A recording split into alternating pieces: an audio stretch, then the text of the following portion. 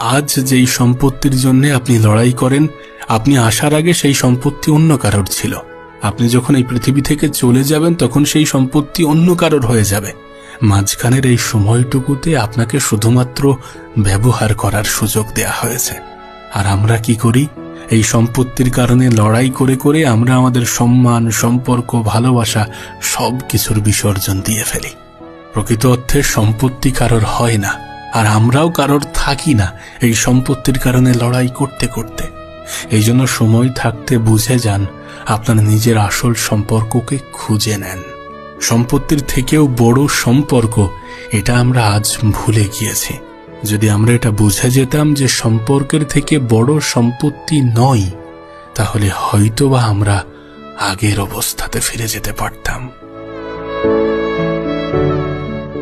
মানুষ জন্মের পরে মৃত্যুর সঠিক, ও মানুষ জন্মের পরে মৃত্যুর সঠিক তারিখ যদি জানতো, মরার আগে দিন গুনিয়া মরণ কান্না কান্ত এসে মরণ কান্না কান্ত।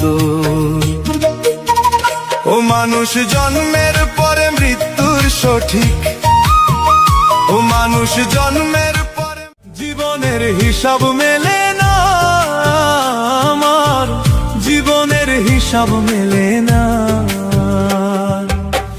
হিসাব করি বসে বসে ফলাফল শূন্য আসে, হিসাব করি বসে বসে ফলাফল শূন্য আসে।